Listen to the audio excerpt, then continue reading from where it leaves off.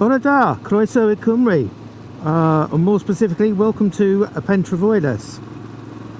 I'm on my way to Denbigh this morning to go and get the Royal Enfield serviced. It's not very nice weather, but hey ho, it's got to be done. And I'm just about to join the A543 at the junction of the A5. Why am I telling you this boring bit of information? Because this is now where I am joining the EVO Triangle.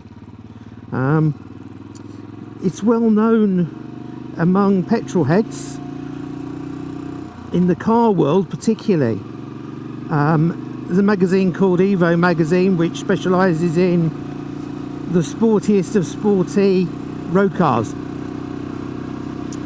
and modified ones as well, but done by high-end modification shops.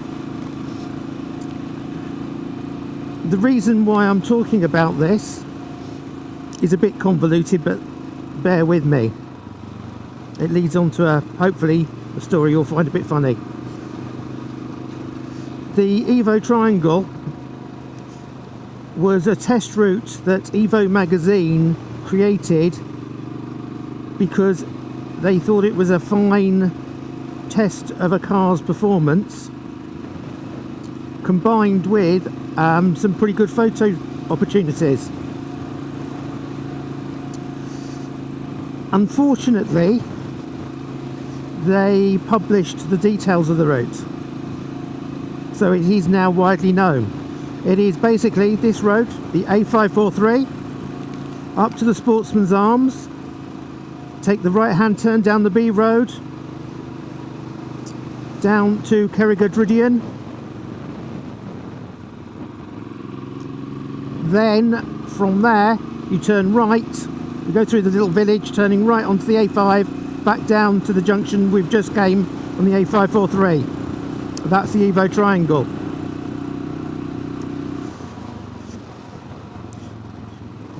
With them saying how good it was, car clubs and individuals and bikers and bike clubs all came to sample its delights over the years.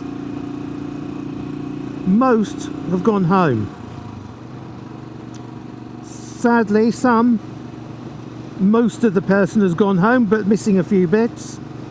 And more tragically, there have been fatalities on this road and on the other roads, obviously, but on the Triangle specifically.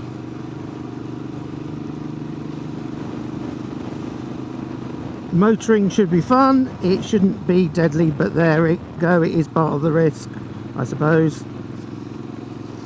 However, people have to pick up the pieces. The loved ones have to bear a life without the person concerned. They'll obviously have quite a lot of distress at that, and it causes disruption for people who have to live here, other people travelling here, and also just plain witnesses to the scene. You know, can you imagine what it must be like to watch a motorcyclist kill themselves effectively as they run off the road and hit another vehicle coming the other way, perhaps. Up there we've got the average speed cameras that are now in place just to slow people down. It used to be that the police were running what's called Op Darwin. It's well known in social media. The police used to run Op Darwin and have to heavily police the road. Huge resources put in just to stop the odd one or two over exuberant drivers that cause chaos and mayhem. And when I say drivers, I mean riders as well. And death generally isn't a particularly pleasant experience for all concerned. However, I'd like to share a little story, and this is totally true. I had to attend a funeral some considerable time ago with the family. It was one of my wife's family had sadly passed away. And we were in the Breakspear crematorium in Ruislip. It's quite a nice posh place, is Ruislip, full of respectable people. And it's a very respectful, dignified crematorium. We arrived, we travelled some 100 or so miles, 130 miles I suppose, to get to the crematorium at the time. As a family, we had children. Some people don't believe in taking children to funerals. I was always brought up, and I went to probably more funerals than weddings by the time I was a teenager. So it's not something that ever fazed me, just something that happened. So anyhow, we've had quite a tiring journey. We've taken, at the time our kids were younger, we took various electronic gadgets, phones, etc. And as you do, one wants not to lose these things, so my wife gathered everything up. All phones were switched off and everything like that happened. She put them all in a handbag and basically did what most mums do and keep the family organised and civilised. At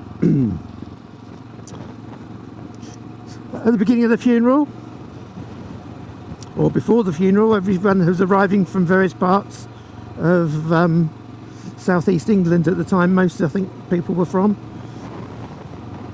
and we caught up because if you're not living close to people, you maybe don't get to see them very often.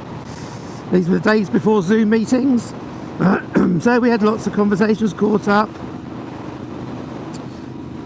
and exchanged pleasantries, and then it was our time to enter the chapel. We watched in dignified respect as the undertakers carried a beautiful oak coffin with its glistening brass handles, adorned with the most beautiful array of flowers on top, and they carried it into the chapel. Solemn organ music was playing, as befits a solemn, sad occasion on the passing of the family's loved one. It was my wife's family, and it was a fairly close relative, so we had to sit at the front. So one sitting there, as one does, in quiet contemplation. The chapel filled up with other mourners, and as it did so, I became aware something wasn't right. I looked around and I couldn't work out where this anomaly was coming from.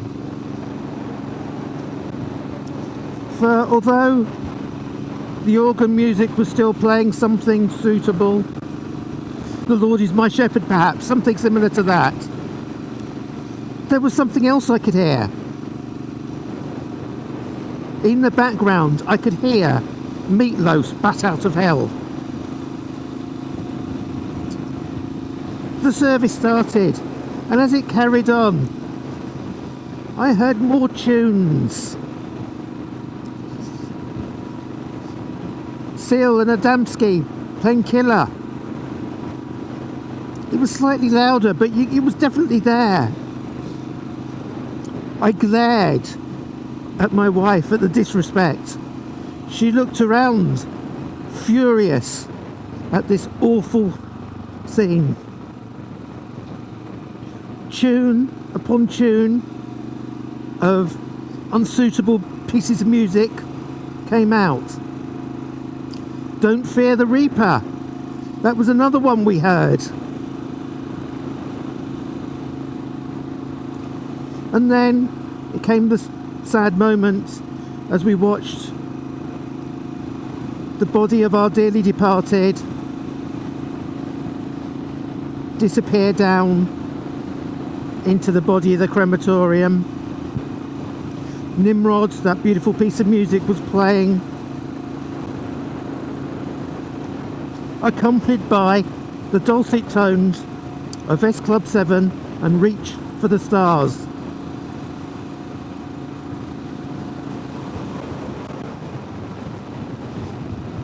How could this be happening? I was very unimpressed at my wife's family. It was appalling. It was quite funny in a way, obviously. Such inappropriate music, but such a moment. The timing was impeccable.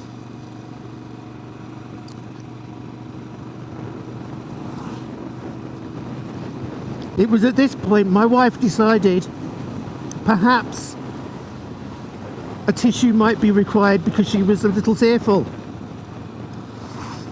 However, she was obviously, like me, quite upset at this terrible transaction, this violation of sacred moments. And as she reached inside her handbag, the noise became louder. For my wife, in having put said electronic devices inside her handbag, had actually switched on my daughter's iPod, who had got a fine selection of pieces of music from a wide variety of sources, mostly from her. Yes, those awful people ruining the funeral service were us. The shame, the indignity.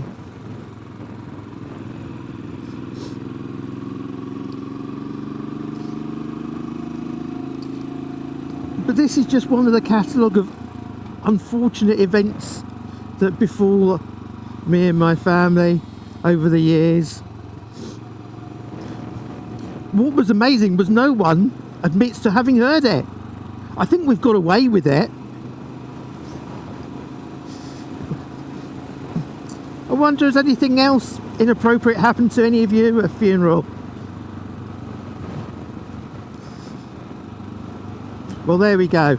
We've been over the Denbigh Moors and the EVO Triangle. We've just missed the turning on the right.